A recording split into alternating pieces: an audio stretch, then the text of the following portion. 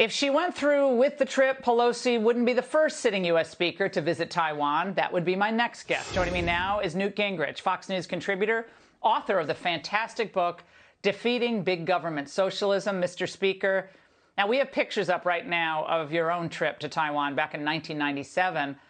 Since then, it's quite amazing that no House Speaker has traveled there. The excuse is always given that, that China has gotten more aggressive, so we've got to be careful not to provoke them.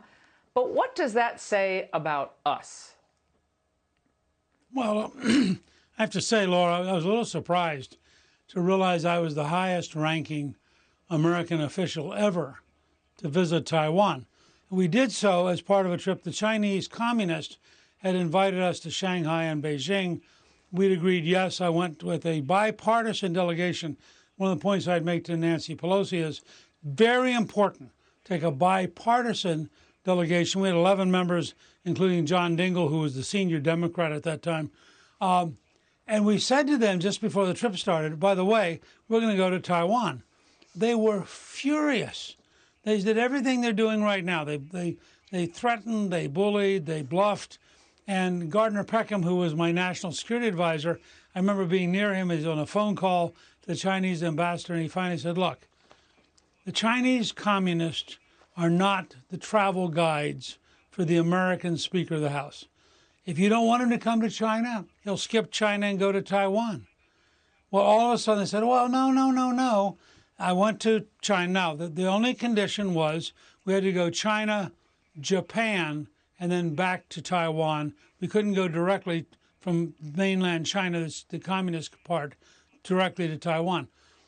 The president of Taiwan met with all of us, a bipartisan delegation. They were thrilled that we were there. I was really surprised to realize that 1997 visit was the last time that a senior American leader had actually visited Taiwan. I encourage Nancy to go, particularly now that it's public. I think it would be humiliating and destructive if she were to back down. And I have to say, having a woke Defense Department that's not sure it can deal with the American Speaker go to Taiwan makes you wonder what they would do in a real crisis. Yeah, well, $800 billion a year. I mean, that's what their budget is, right? So, Newt, here's how the White House today tried to explain Biden's stance on this trip. Watch this. You can't say whether the president personally would support this trip, even in a hypothetical.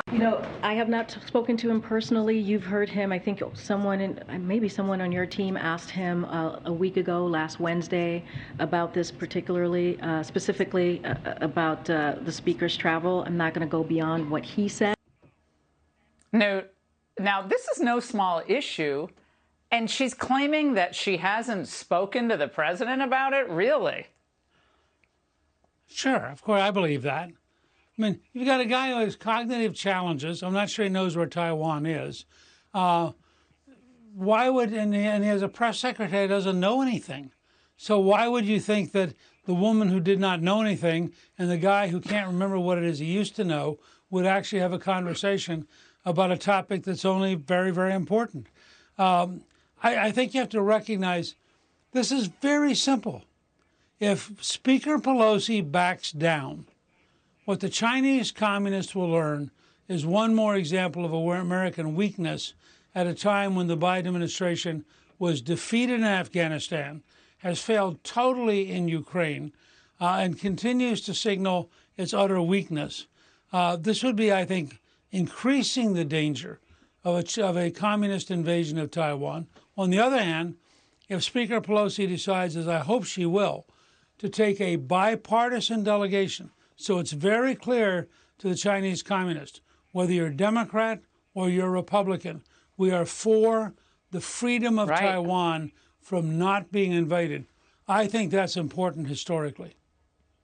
It would be amazing for her legacy. I'm not trying to give her legacy advice, but that's a separate point, obviously. But it would be great for her to separate herself from the herd mentality, which seems to be moving to protect China's interest in the United States. So I think she's smart enough to do the right thing. I hope so. Newt, you were the perfect guest tonight. Thank you so much.